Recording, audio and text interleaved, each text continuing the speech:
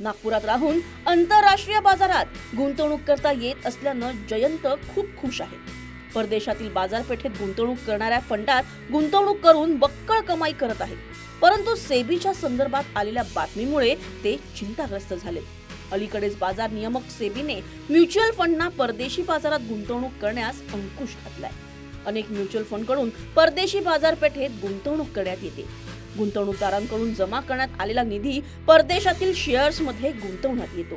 सेबीनं सर्व म्युच्युअल फंडांना परदेशात गुंतवणूक करू नका असे निर्देश दिले. तसंच नवीन गुंतवणूकदारांकडून ठेवी घेण्यासही मज्जाव केलाय. जयंत सारख्या अनेक गुंतवणूकदारांना सेबीच्या निर्णयाचं कारण समजू शकलं नाही. आरबीआय आणि सेबीनं म्युच्युअल फंडद्वारे परदेशात गुंतवणुकीची मर्यादा ही $7 अब्ज पर्यंत ठेवली आहे. ज्यावेळी म्युच्युअल फंडाची गुंतवणूक या मर्यादेपर्यंत पोहोचते त्यावेळी परदेशातील गुंतवणुकीवर म्युच्युअल फंडावर निर्बंध घालण्यात येतात. सेबीनं परदेशी गुंतवणुकीचे आकडेवारी जाहीर केली नाही, मात्र निर्धारित फंडांनी परदेशातील गुंतवणुकीची मर्यादा पूर्ण केली आहे. त्यामुळेच सेबीनं बंदी घातली आहे.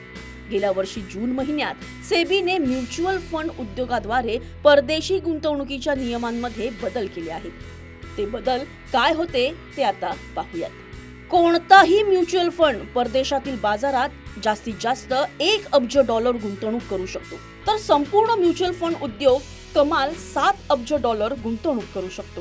ही मर्यादा कोणत्याही एका आर्थिक वर्षासाठी नाही, म्हणजेच कोणत्याही वेळी म्युच्युअल फंड उद्योगातील एकूण परकीय गुंतवणूक 7 अब्जांपेक्षा जास्त असू शकत नाही.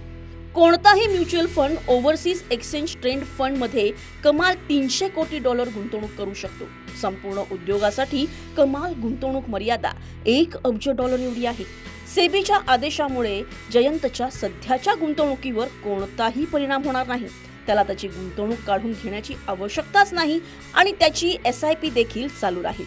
परंतु अशा योजनांमध्ये एकरकमी गुंतवणुकीला परवानगी दिली जाणार नाही. सेबीने गुंतवणूकदारांना अशा योजनांमध्ये STP आणि SIP करण्यास मनाई केली आहे. नवीन गुंतवणूकदारांची SIP सुरू असण्याबाबत अनिश्चितता आहे. पुढील काळात आंतरराष्ट्रीय गुंतवणुकीची मर्यादा वाढू शकते.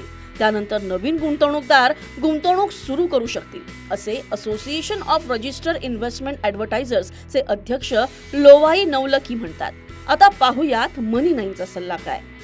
म्युच्युअल फंड उद्योग सेबीने परदेशातील गुंतवणुकीची मर्यादा वाढवण्याच्या प्रतीक्षेत आहे. तोपर्यंत जयंत सारखे गुंतवणूकदार इतर पर्याय वापरू शकतात.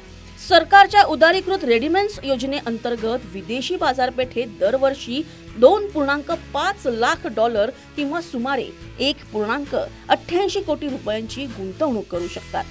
तुमच्याकडे डीमॅट खाते असल्यास तुम्हीही नासडॅक 100 ETF आणि S&P 500 सारख्या ETF द्वारे परदेशी गुंतवणूक करू शकता. ELSS म्युच्युअल फंड मध्ये लॉक इन कालावधी कसा कार्य करतो हे समजून घेण्यासाठी फॉर्म्युला गुरु पहा.